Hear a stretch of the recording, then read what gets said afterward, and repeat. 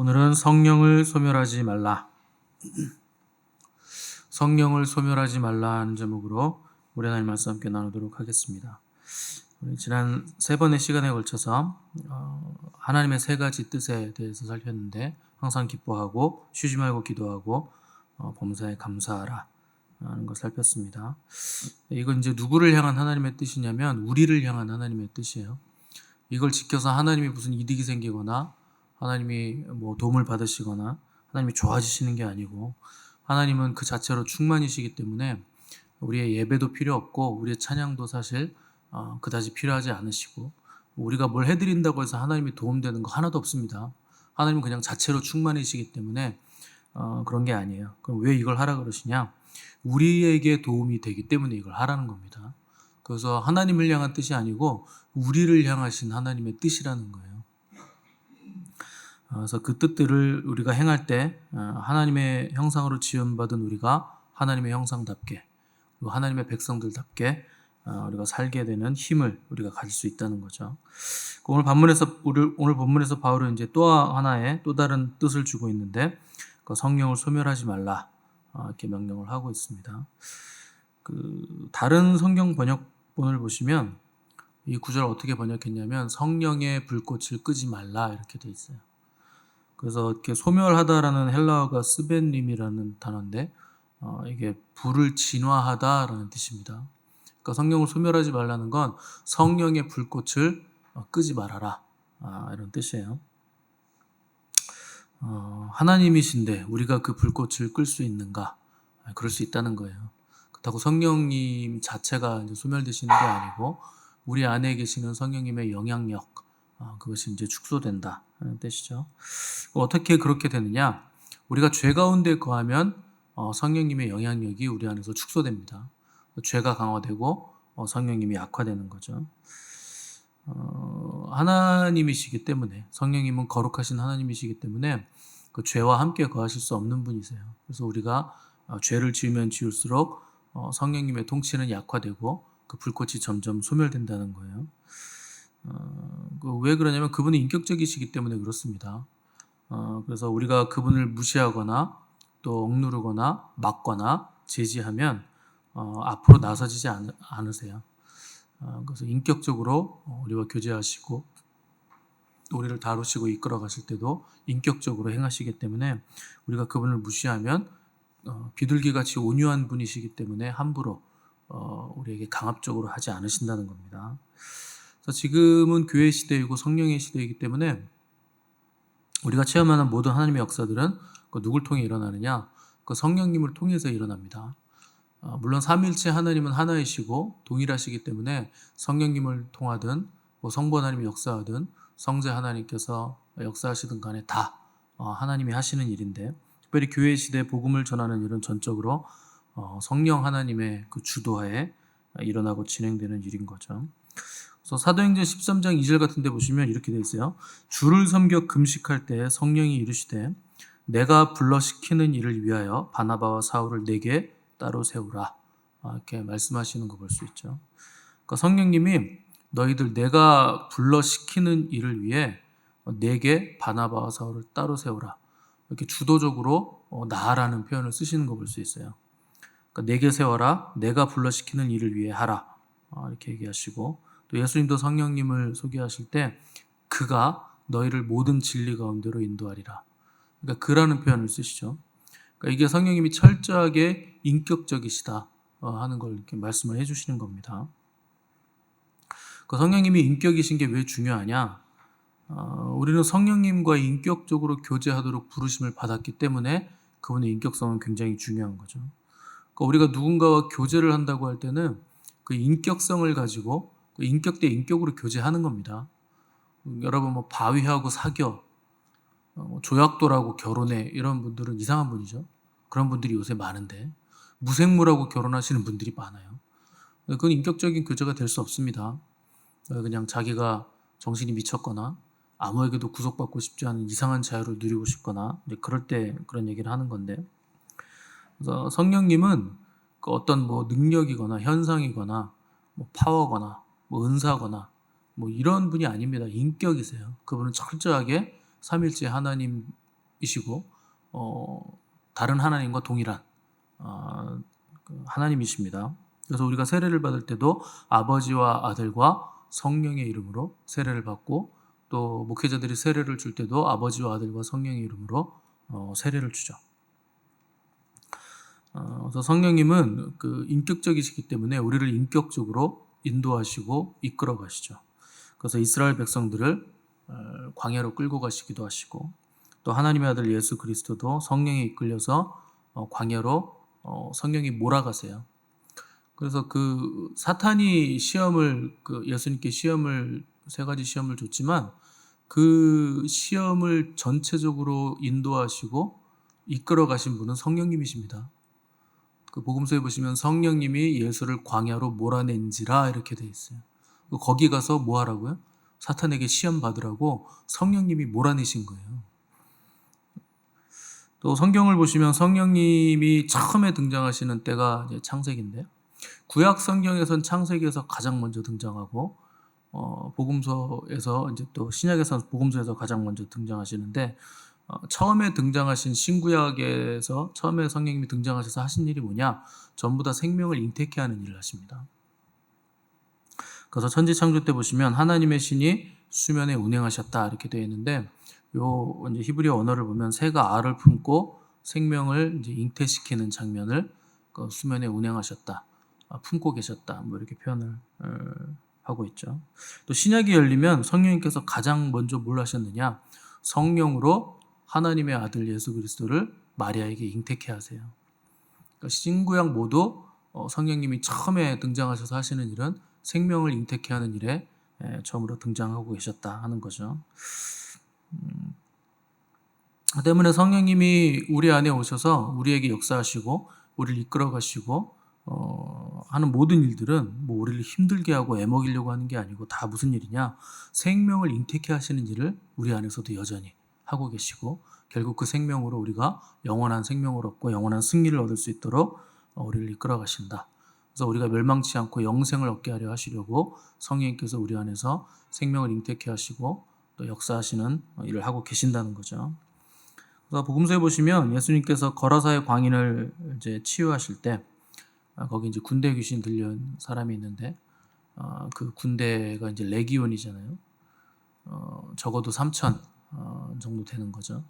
이제 돼지떼에게 들어가라 이렇게 명령하시는 거 볼 수 있는데, 우리는 이런 본문을 읽으면 그 이방인들, 거라사 지역에 사는 이방인 돼지치는 사람들은 도대체 무슨 죄냐? 한 2억 정도의 물질적인 손해를 본 겁니다. 그래서 그 사람들은 도대체 무슨 잘못이냐? 예수님 참 이상하시네. 이제 이런 생각들을 하시는데, 마땅히 생각할 생각 이상의 생각을 하는 겁니다. 주님은 돈에 관심 별로 없어요. 주님의 관심은 생명이 있습니다. 그 생명 한 영혼 살리기 위해서는 그 정도의 손해도 주님은 충분히 감수를 하신다는 거예요. 중요한 건 생명이지 돈이 아니라는 거예요. 주님이 그 거라사 지역을 가시는 과정을 보시면 밤새 가세요. 밤새. 근데 그 전날 주님이 뭐 푹 쉬고 가셨느냐? 아닙니다. 사역을 굉장히 많이 힘들게 하시고, 잠도 못 주무시고 밥도 식사도 못 하시고 사역을 다 하신 다음에 제자들과 함께 밤새 배를 타고 거라사에 가서 그 군대 귀신 들린 사람 하나 고치시고, 그리고 또 바로 배 타고 돌아오세요. 그러니까 밤새고 또 가서 사역하시고 한 사람 사역하시고 돌아오셨다는 거예요. 그 목적이 뭐냐? 그 한 영혼 생명을 살리시기 위함이었다는 거예요. 근데 우리는 자꾸 돼지에게 관심이 있죠. 그 돼지 수준을 못 벗어나는 겁니다. 주님이 거기까지 가신 이유, 식사도 안 하시고 잠도 못 주무시고 거기까지 가신 이유에 대해서 궁금해 하셔야 되는데, 그 삼겹살 그게 도대체 몇 근인가? 그거 삼겹살만 팔아도 얼마인가? 뭐 이런 생각을 자꾸 하는 겁니다. 돈에 관심이 있는 거죠. 성경은 그걸 말하려고 하는 게 아닙니다. 그래서 삼위일체 하나님이 오늘도 일하시는 목적 어디에 있느냐? 돈에 있는 게 아니고 저와 여러분들의 생명에 하나님의 관심이 있다는 거예요. 우리를 살리시기 위해서는 그 어떠한 손해, 그 어떠한 것도 하나님은 감수하시겠다는 거예요. 이게 복음이죠. 그래서 우리를 살리시기 위해서 하나님의 아들께서 신이 인간이 되는 거, 창조주가 피조물이 되는 거, 그거 어떻게 감당합니까? 우리로서는 상상도 하지 못할 일이에요. 뭐 여러분들은 불가능하시겠지만 뭔가를 만들었다고 생각을 해보세요. 뭐 찰흙으로 뭘 만들었어. 그것도 하나님이 하신 창조하고는 비교도 안 되는 겁니다. 하나님은 무에서 유를 만드신 거지만 뭐 인간을 지을 때 찰흙으로, 진흙으로 빚으셨으니까. 여러분들이 진흙으로 뭘 만들어서 뭐 인형을 만들었다고 생각해 보세요. 도자기를 만들었든지. 아무리 그게 아름답고 찬란해도 여러분이 그거 도자기가 될 수 있고 인형이 될 수 있습니까? 하나님은 그걸 하셨다는 거예요. 우리를 살리시기 위해서 그 정도도 감수를 하셨다는 거예요. 그러니까 주님이 이 땅에 오셨다는 거, 우리를 살리시기 위해서 오셔서 죽으시고 부활하시고 성령님을 보내주신 거, 이거보다 더 기쁜 소식은 없다는 거예요. 다 살리시기 위해서 삼위일체 하나님이 일을 하셨다는 거죠. 그래서 사도행전 5장에 보시면 이제 성령님을 이제 하나님이라고 소개하는데요. 그러니까 아나니아와 삽비라가 성령님을 속이다가 죽습니다. 그때 베드로가 뭐라 그랬냐면 너희가 사람에게 거짓말한 것이 아니요 하나님께로다. 이렇게 너희가 성령을 속이고 얼마를 감췄는데 사람을 속인 게 아니고 하나님을 속인 거다. 이렇게 정확하게 성령님을 하나님으로 규정하고 있는 거 볼 수 있죠. 또 예수님도 성령님에 대해서 말씀하시기를 다른 모든 죄는 사함받을 수 있는데 성령님을 모독하고 성령님을 회방하는 죄는 사함받을 수 없다. 이렇게 말씀하셨습니다. 성령님이 하나님이 아니시면 그분을 모독하고 회방했다고 죄를 용서함 받을 수 없다는 건 이치에 맞지 않는 겁니다.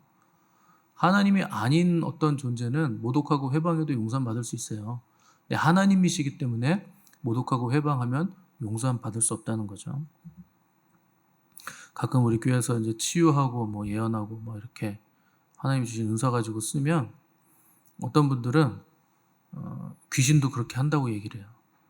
그러니까 저건 귀신 장난이라는 거죠. 그게 성령 모독죄입니다. 그 성령님이 역사하시는데 그 은사를 성령님이 주신 건데 이거를 치유하면은 귀신도 치유한다 그래요. 불쌍하신 분인데 그런 분들이 있습니다. 그게 성령 모독죄예요. 성령님이 역사하시는 걸 귀신이 한다 그러고 저런 거 뭐 누구나 할 수 있는 거로 이단도 한다 그러고 성령님이 하시는 걸 굉장히 이제 폄하시키는 분들이 있는데 사실 그분들은 자기가 성령을 모독하고 폄하한다는 걸 모르는 겁니다. 그냥 저를 폄하하고 모욕하고 싶어서 그런 거고 그 성령님의 은사를 아주 하찮게 여기는 그 생각을 가지고 있기 때문에 그렇게 얘기하는 건데 큰일 날 소리를 하는 거예요. 혹시라도 그런 생각이 드신 분들이 있다면 여러분 철저하게 회개하셔야 됩니다. 그게 성령을 모독하는 거예요. 그런 거 용서함 받을 수 없습니다. 성령님의 역사를 모독하고 해방하는 거. 성령님은 하나님이시기 때문에 전능하십니다. 그래서 고린도전서 2장 보면 성령님이 어느 것까지도 아시냐면 하나님의 깊은 것까지도 통달하시느니라. 이게요 전지하시다는 거예요. 여러분 사람 중에 누가 하나님을 압니까? 하나님의 마음을 누가 통달해요? 근데 성령님은 통달하신다는 거예요. 하나님의 마음을 고스란히 다 알고 계신다는 거예요. 전지하시고 전능하시다는 거죠. 또 시편 139편 보시면 내가 주의 영을 떠나 어디로 가며 어디로 피하리까 하늘에 올라갈지라도 거기 계시며 수월에 내 자리를 펼지라도 거기 계시니이다. 이거 무슨 뜻이냐면 성령님은 무소부재하시다는 뜻이에요. 편재하신다. 우리 이번에 기독교 본질 심화반 양육반 하신 분들은 배우셨죠. 하나님에 대해서 우리가 10주 동안 다뤘는데 하나님만 10주 다룬 거예요. 근데 거기 편재성이라는 것이 뭔가 무소부재하시다는 게 뭔가 하는 걸 잘 배우셨는데 성령님이 그러시다는 거예요. 그러니까 그분이 하나님이실 수밖에 없는 거죠. 전적으로 하나님께만 속한 속성들을 성령님은 고스란히 가지고 계신다. 또 성령님이 뭘 하시느냐? 그분은 창조를 행하십니다. 하나님만 하실 수 있는 거예요. 그래서 시편 104편 30절 보시면 주의 영을 보내어 그들을 창조하사 지면을 새롭게 하시나이다. 또 욥기 33장 4절 보시면 하나님의 영이 나를 지으셨고 전능자의 기운이 나를 살리셨느니라. 그러니까 하나님의 영이신 성령님이 창조하셨고 살리신다. 그래서 성령님이 생명을 주관하시고 창조하시고 재창조하시고 새롭게 하시는 분이시다. 재창조라는 말이 여러분들이 이렇게 익숙하지 않으실 수 있는데 일반 계시적인 측면에서 재창조는 우리의 세포를 새롭게 살아나게 한다든가 머리카락이 빠져도 새롭게 나게 한다든가 손톱이 자라나게 한다든가 이런 것도 전부 다 재창조에 들어가지만 가장 대표적인 재창조는 거듭남입니다. 그 성령으로 나게 하시는 거예요. 그 거듭남이 재창조라고 이렇게 부르는 거죠. 또 성령님 우리에게 은사를 주셔서 교회를 세우고 교회를 통해서 또 생명을 살리게 하는 일을 하시는 거죠. 그래서 은사의 모든 목적들은 교회를 세우고 수많은 영혼들에게 영원한 생명을 주는데 초점이 맞춰져 있는 겁니다. 그래서 바울은 오늘 본문에서 이런 성령님의 불꽃이 너희 안에서 타오르게 하고 그 불꽃이 꺼지게 하지 말아라. 성령을 소멸하게 하지 말아라. 이렇게 하나님의 뜻을 말하고 있죠. 그 성령님이 떠나시면 그 영원한 그 생명도 소멸되는 거예요. 새가 살아있으면 벌레를 먹잖아요.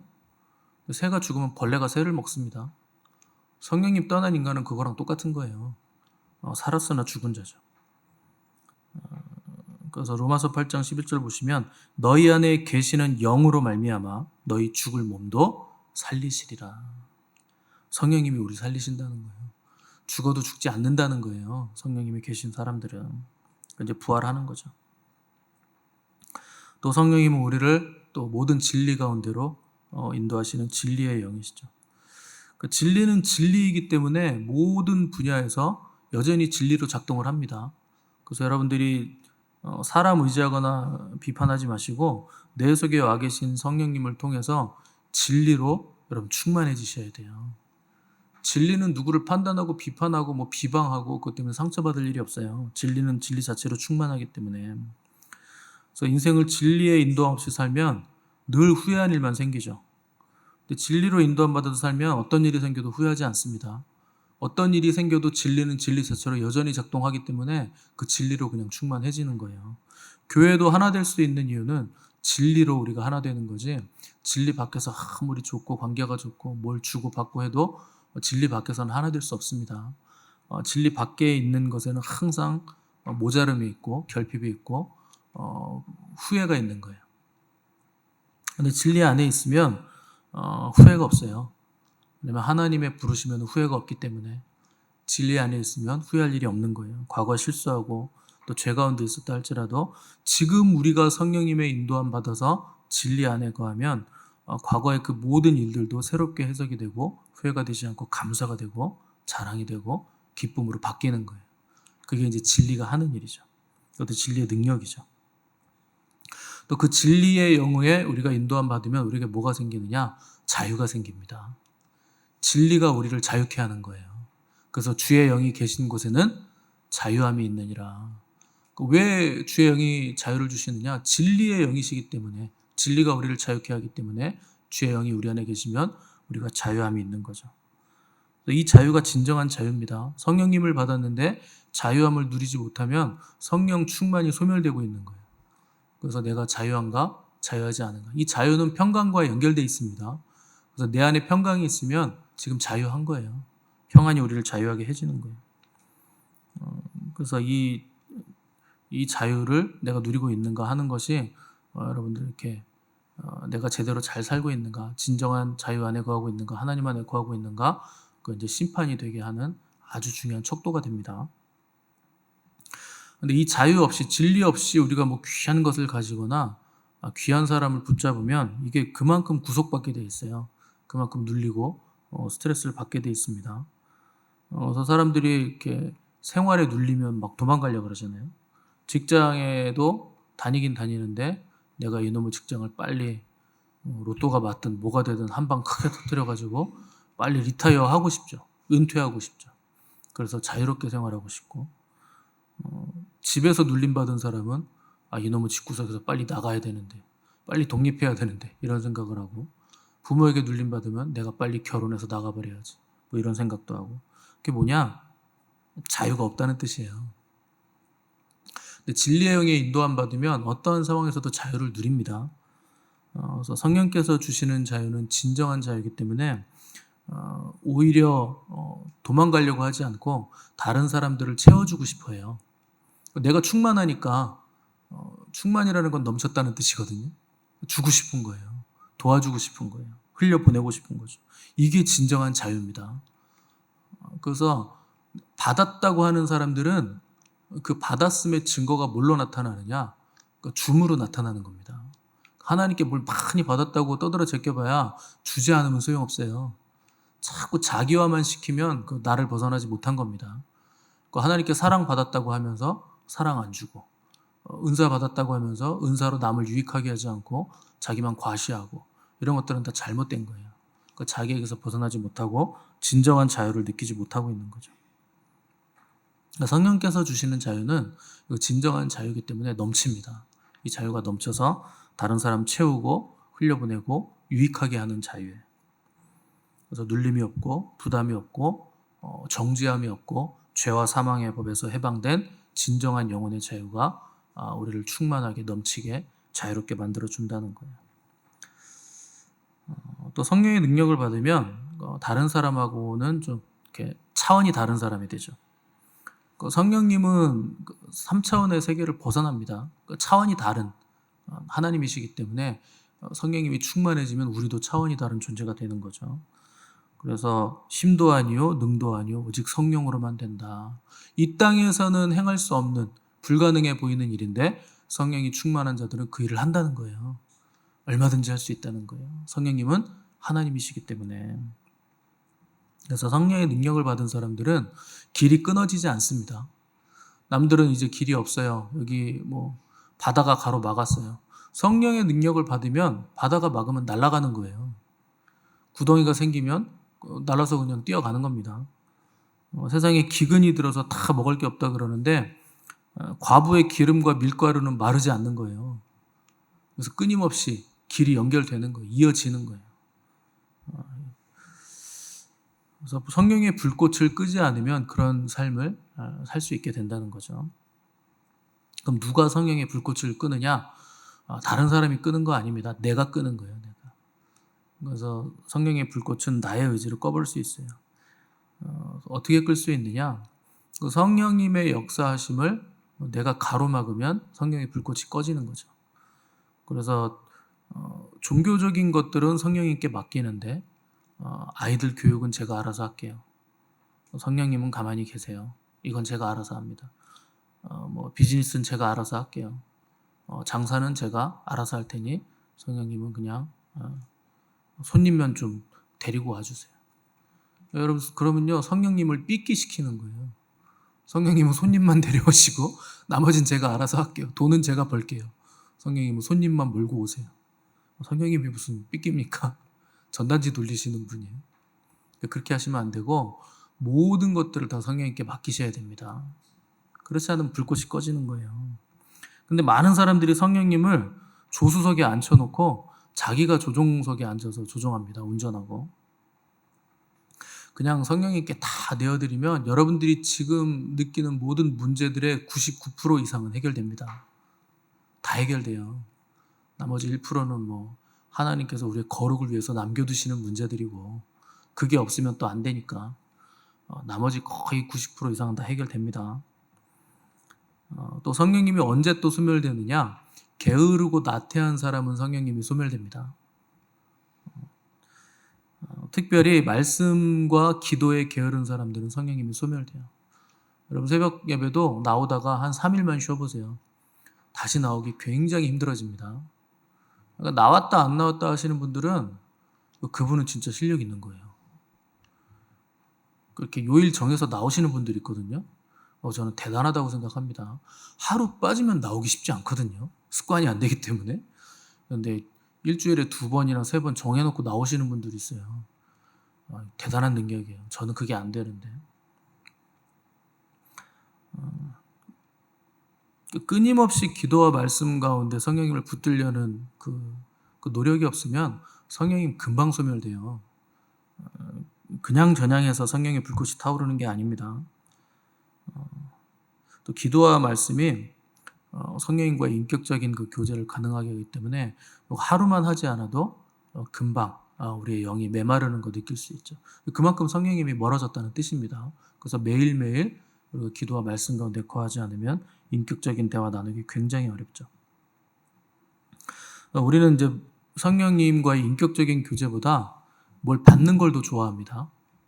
그래서 은사 주세요. 방언 주세요. 뭐 해주세요. 성령 충만을 주세요. 여러분 그거보다 중요한 게 있어요. 성령님이 우리를 초대하실 때는 그러니까 우리와 교제하기 위해서 초대하시는 거지 뭘 자꾸 주고받고 뭐 이렇게 거래하려고 초대하시는 거 아닙니다. 여러분들이 누구한테 뭐 선물 주거나 뭐 주면 그 전에 인격적인 관계가 있어야 될 거 아닙니까?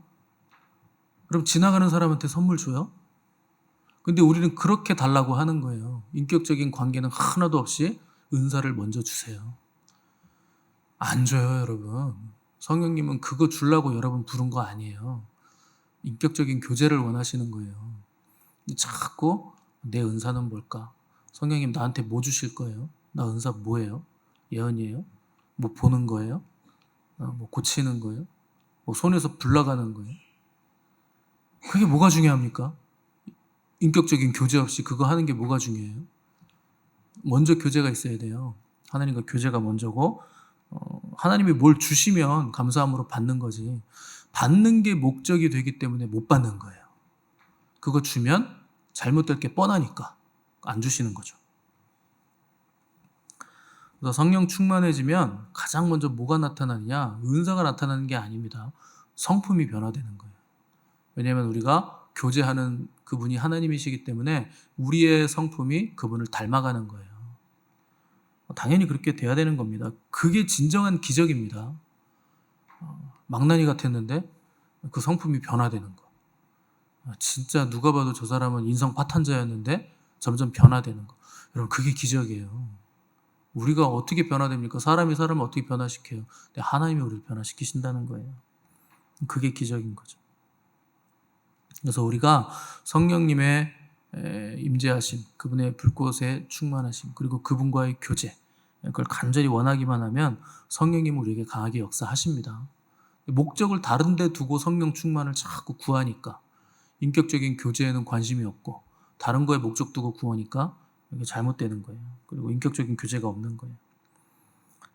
그래서 성령 충만이라는 건 그분과의 깊은 관계 안으로 들어가는 거예요.